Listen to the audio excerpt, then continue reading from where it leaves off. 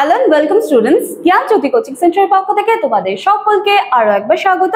আজকে আমরা আলোচনা করব ব্রাহ্মণিক সিস্টেম অফ এডুকেশন, যেখান থেকে মেথড অফ টিচিং নিয়ে আমরা আলোচনা করব। ঠিক আছে, এই ব্রাহ্মণিক সিস্টেম অফ এডুকেশন নিয়ে মোটামুটি এর আগে মনে হয় আরেকখানা ক্লাস তোমরা পেয়েছো। যারা নতুন ভিউয়ার্স আছো আগে সেই কনসেপ্ট ক্লিয়ার করে আসবে, দেন আজকের ক্লাস কিন্তু দেখবে। ঠিক আছে, আচ্ছা চলো এবার আলোচনার বিষয় আমরা শুরু করছি। দেখো,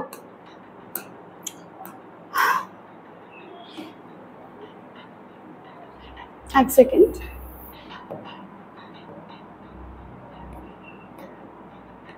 দেখো কি বলা হচ্ছে। সবার প্রথমে রয়েছে গুরু শিষ্য পরম্পরা। ঠিক আছে, দেখো খুব ইজি বিষয়গুলো, তোমরা ছোট ক্লাস থেকে পড়ে আসছো ব্রাহ্মণিক এডুকেশন সিস্টেম। হ্যাঁ দেখো, ব্রাহ্মণ্য শিক্ষার প্রধান বৈশিষ্ট্য কি ছিল? গুরু শিষ্য পরম্পরা। আমরা কিন্তু মানে কি বলবো যে খুব ইম্পর্টেন্ট একটা পার্ট এই যে ব্রাহ্মণিক এডুকেশন সিস্টেমে গুরু শিষ্যের পরম্পরা। ঠিক আছে, বা গুরু শিষ্যের মধ্যে যে একটা সম্পর্ক স্থাপন, এটা কিন্তু খুব ইম্পর্টেন্ট একটা পার্ট, এটা আমরা দেখে এসেছি। আর কি, ছাত্ররা গুরুর আশ্রমে থেকে শিক্ষা গ্রহণ করত। গুরুর নির্দেশ, আচরণ, জীবনযাপন সমস্ত কিছুই ছিল ছাত্রদের কাছে মানে শিক্ষার মূল ভিত্তি। ঠিক আছে, আর কি এখানে শিক্ষা শুধু বই বা মুখস্থ বিদ্যা নয়, বরং নৈতিক, চারিত্রিক, আধ্যাত্মিক দীক্ষাও ছিল এই ক্ষেত্রে কিন্তু খুব গুরুত্বপূর্ণ। তাহলে তোমরা কিন্তু এভাবে পয়েন্ট করেও লিখতে পারো, আমি এভাবে আলোচনা করে দিচ্ছি। নেক্সট কি, শ্রুতিমূলক বা মৌখিক পদ্ধতি। শ্রুতি মানে কি, শুনে শুনে মনে রাখতে হতো সেই সময়। ঠিক আছে, ব্রাহ্মণ্য শিক্ষায় লিখিত গ্রন্থ খুব সীমিতভাবে ব্যবহৃত হতো। আর কি, প্রধান শিখন পদ্ধতি ছিল শ্রবণ ও মৌখিক আবৃত্তি। শ্রবণ ও মৌখিক আবৃত্তি।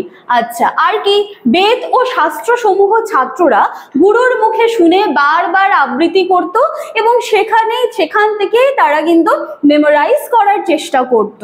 আর কি, লিখিত নথি না থাকায় স্মৃতি ও মৌখিক প্রচার ছিল শিক্ষার প্রধান মাধ্যম। মানে সেরকম না, সেই সময় কি বলছে, লিখিত কোনো সেরকম নথি ছিল না। ঠিক আছে, তো সে সময় কি হতো, গুরুরা যেটা বলতেন সেটাই শুনে শুনে কিন্তু মনে রাখতে হতো। ঠিক আছে, এই হচ্ছে পুরো ব্যাপারটা। এরপরে 3 নম্বরে কি, মৌখিক আবৃত্তি ও স্মৃতিশক্তির বিকাশ। দেখো কি বলছে, ছাত্রদের প্রত্যেক দিন পাঠ্য অংশ বারবার তাদেরকে জপ করতে হতো, এভাবেই তারা কিন্তু জিনিসগুলোকে মনে রাখতো।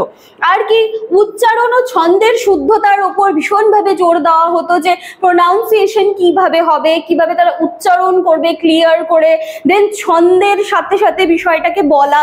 ঠিক আছে, এই বিষয়গুলো। আর কি বলছে, এভাবে তারা বিশাল বেদ সংহিতা ও শাস্ত্র সমূহ কিন্তু শুনে শুনেই তারা মনে রাখতে পারতো। আর কি, ডায়ালগ মেথড বলছে প্রশ্নোত্তর পদ্ধতি। গুরু শিষ্যকে প্রশ্ন করতেন আর শিষ্য উত্তর দিতেন। আর কি, আবার শিষ্য গুরুকে কিন্তু এই জায়গাটায় প্রশ্ন করতে পারতেন। আর কি, এই পদ্ধতি বৌদ্ধ দর্শনের বিতর্কধর্মী শিক্ষা পদ্ধতির কাছাকাছি ছিল, কিন্তু ব্রাহ্মণ্য শিক্ষার ক্ষেত্রে এই যে কোয়েশ্চেন্স করার যে ব্যাপারটা ছিল, শিক্ষায় মূলত জ্ঞানের দান একমুখী, এটা কিন্তু বলা হতো। ঠিক আছে, জ্ঞানের দান যেটা রয়েছে বা পাঠ দান যেটা করা হচ্ছে সেটাকে বলা হতো যে এটা একমুখী প্রসেসে চলতো। ঠিক আছে, আচ্ছা আর কি, দেখো এরপরে আছে অনুশীলন ও অনুকরণ। কি বিষয়টা, ছাত্ররা গুরুর আচরণ ও জীবনযাপন অনুকরণ করতো। যেহেতু সেই সময় ছাত্ররা গুরুর গৃহে থেকে বা আশ্রমে থেকে পড়াশোনা করতো, তাহলে সেই সময় কি হতো যে গুরু কিভাবে বিহেভ করে, গুরুর লাইফস্টাইল কি, সমস্তটা দেখে কিন্তু ছাত্ররা অনুকরণ করত। আর কি, আশ্রমে দৈনন্দিন কর্ম যেমন কাঠ কাটা, জল আনা, পশুপালন, যজ্ঞাদের প্রস্তুতি সমস্ত কিছু কিন্তু একটা পুরো ডিসিপ্লিন এবং নিজেদের রেসপন্সিবিলিটি মেনে কিন্তু সেই সময় স্টুডেন্টরা এই কার্যগুলো করত।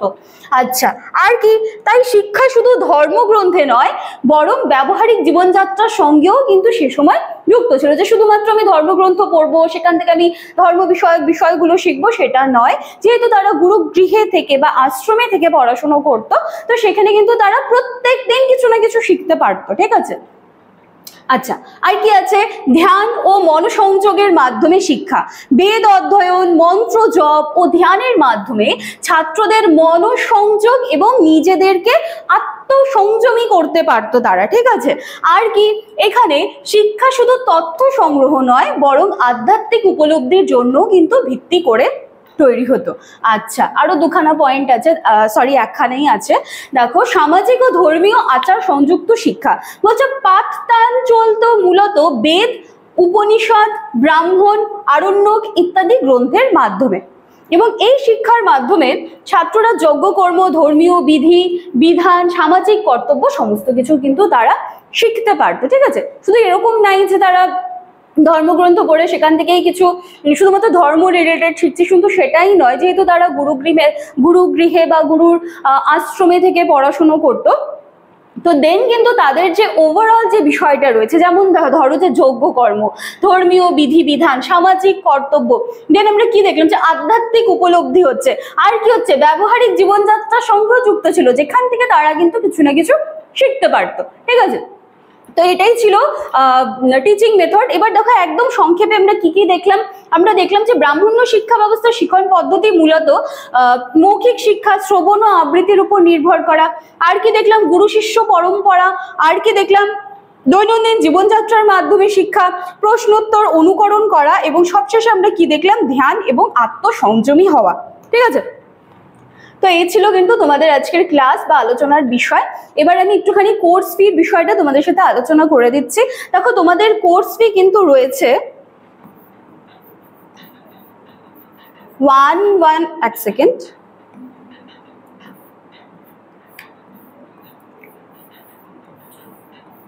ঠিক আছে। এটা তোমাদের কোর্স ফি ধার্য করা হয়েছে, এবং এটার বিনিময়ে কিন্তু তোমরা নোটস পত্র, সাজেশন সমস্ত কিছু পেয়ে যাচ্ছ, পেইড ব্যাচের ক্লাসেসগুলো পেয়ে যাচ্ছ, এবং এটা পে করার পরে তোমাদের কিন্তু মানে তোমরা যে সেমিস্টারে আছো সেটা পুরোটা ক্লিয়ার করতে পারছো, মাঝখানে এক্সট্রা কোনো কিছু কিন্তু তোমাদেরকে আর পে করতে হচ্ছে না, ঠিক আছে। তো অ্যাডমিশন প্রসেস শুরু হয়ে গিয়েছে, তোমরা যত তাড়াতাড়ি সম্ভব আমাদের সাথে যোগাযোগ করে নিতে পারো। এই ক্ষেত্রে আমি তোমাদেরকে একটু কন্ট্যাক্ট নাম্বারটা দেখিয়ে দিচ্ছি। দেখো, 6295916282, 7076398606, যে কোনো একটি নাম্বারে কল করে তোমরা কিন্তু সরাসরি আমাদের সাথে যোগাযোগ করে নিতে পারছো। সোম থেকে শনিবারের মধ্যে কল করবে, অফিস আওয়ারে কল করবে, সানডে স্কিপ করে যাবে, কারণ সেদিন কিন্তু আমাদের সেন্টার বন্ধ থাকছে বা ছুটি থাকছে। ক্লিয়ার?